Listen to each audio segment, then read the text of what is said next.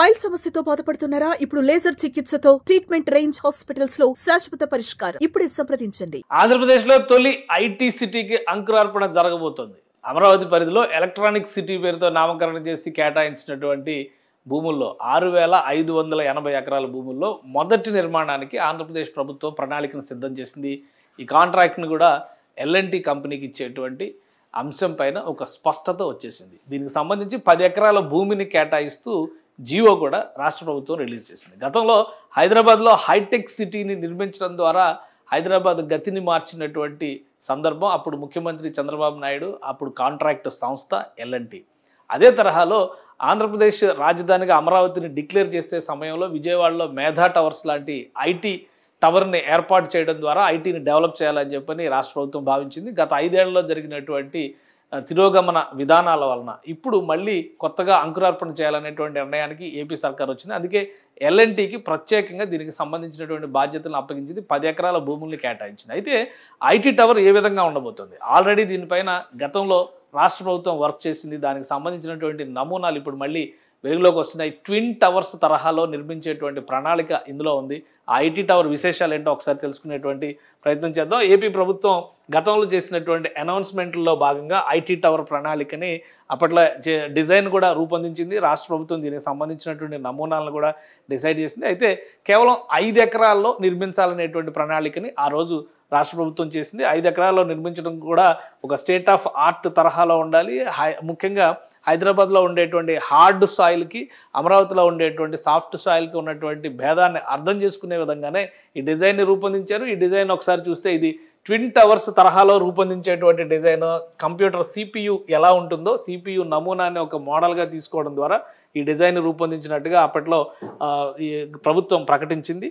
దాంతోపాటు ఈ డిజైన్లో ఉండేటువంటి ప్రత్యేకతలు ఏంటంటే ఈ టవర్స్ చూస్తానికి 2 టవర్స్గా కనిపిస్తాయి, కానీ గ్రౌండ్ బేస్మెంట్ వరకు మొత్తం ఒకటే సింగిల్ టవర్గా డెవలప్ చేస్తారు.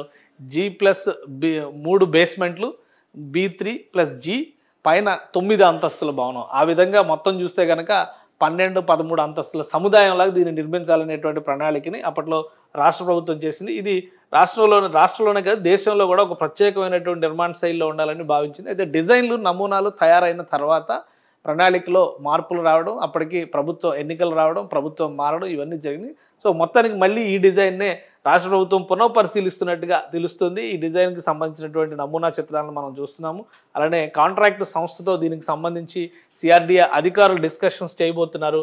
ఈ 9 అంతస్తుల భవనము దాదాపు 10 లక్షల చదరపు అడుగుల వైశాల్యంతో అప్పుడు నిర్మించాలని భావించారు. ఇప్పుడు 10 ఎకరాల విస్తీర్ణాన్ని పెంచినటువంటి నేపథ్యంలో ఇలాంటి బిల్డింగ్ ఒకటి కట్టి మరొకటి ఎక్స్టెన్షన్ రూపంలో తీసుకొస్తారా, లేదా ఈ బిల్డింగ్ డిజైన్లో మార్పులు తెస్తారా అనేటువంటి విషయం ఒకసారి సంప్రదింపుల తర్వాత అధికారులు ప్లస్ ఎల్ఎన్టీ ఆఫీసర్స్తో జరిగేటువంటి భేటీలో దీనిపైన క్లారిటీ వచ్చేటువంటి అవకాశం ఉంది. మరీ ముఖ్యంగా డిసైడ్ చేసినటువంటి లొకేషన్ కూడా చాలా ఇంపార్టెంట్ లొకేషన్గా రాష్ట్ర ప్రభుత్వం చెబుతుంది. దానికి కారణం ఏంటో కూడా ఒకసారి విశ్లేషించేటువంటి ప్రయత్నం చేద్దాం. దీనిలో 2 రకాల అంశాలని ప్రస్తావిస్తున్నారు. ఇక్కడ ఎలక్ట్రానిక్ సిటీకి సంబంధించి 6,582 ఎకరాల భూమిని కేటాయించారు. అందులో ఫస్ట్ వెంచర్ ఈ ఐటీ టవర్ కాబోతుంది. ఐటీ టవర్ అనేటువంటి పేరు ఇంకా అది ఫైనల్ కాదు, బట్ ప్రస్తుతానికి ఏంటంటే ఐటీ టవర్ అనే పేరు పెట్టారు. కానీ దీన్ని డీప్ టెక్నాలజీ ఏఐ రిలేటెడ్ కోర్సెస్ని ఇప్పుడు ప్రోత్సహించాలనేటువంటి నిర్ణయానికి రాష్ట్ర ప్రభుత్వం వచ్చింది. కాబట్టి డీప్ టెక్ రిలేటెడ్గానే దీని పేరు కానీ ఇవి కానీ మార్పులు చేసేటువంటి అవకాశం ఉంది. ఇక ఎలక్ట్రానిక్ సిటీకి సంబంధించి ఈ 5,680 ఎకరాలు ఈ ప్రదేశంలో వస్తాయి. ఇది బార్డర్ ఏరియా, మంగళగిరి ప్రాంతానికి బార్డర్ ఏరియా వస్తుంది.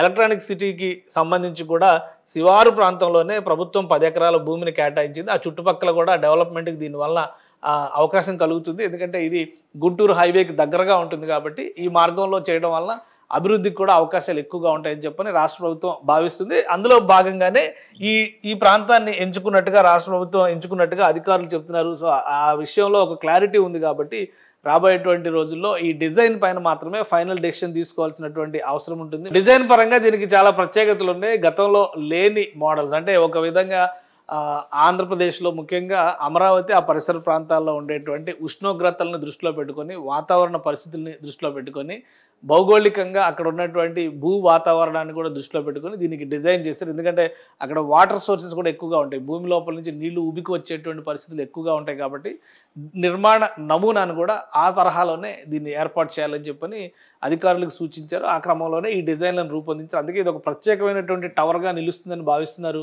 సో ఈ డిజైన్ని ఇదే డిజైన్ని యాజ్ ఇట్ ఈజ్గా అమలు చేస్తారా లేదా మార్పులు చేర్పులు ఏమైనా ఉంటాయా అనేది అధికారుల ఫైనల్ భేటీల తర్వాత బయటకు వస్తుంది. గతంలో చేసినటువంటి డిజైన్ కేవలం 10 లక్షల చదరపు అడుగుల విస్తీర్ణంతో చేసేటువంటి టవర్ ఇప్పుడు 10 ఎకరాల భూమి డబల్ అయింది కాబట్టి 5 ఎకరాల్లోనే అప్పుడు ప్లాన్ చేశారు. ఇప్పుడు భూమి 10 ఎకరాలు అవుతుంది కాబట్టి ఈ ప్రణాళికను పూర్తి స్థాయిలో సమీక్షించిన తర్వాత అప్రూవల్కి వెళ్ళేటువంటి అవకాశం ఉంది. కానీ దానికి ఎక్కువ సమయం తీసుకునేటువంటి ఛాన్సెస్ కూడా లేవు. ఎందుకంటే నరేంద్ర మోడీ ప్రధానమంత్రి పర్యటనకి కేవలం 20-25 రోజుల సమయం మాత్రమే ఉంటుందని అంచనా వేస్తున్నారు.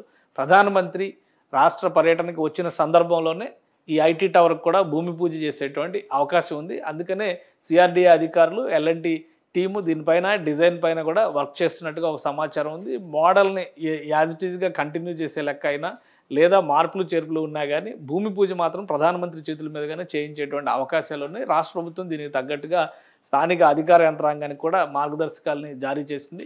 సో వీలైనంత వేగంగా ఈ పనులు పూర్తి చేసేందుకు అధికార యంత్రాంగం కసరత్తు చేస్తుంది. సుమన్ టీవీలో మీ పర్సనల్ అండ్ బిజినెస్ ప్రమోషన్స్ కోసం కింది నెంబర్కి కాంటాక్ట్ చేయండి.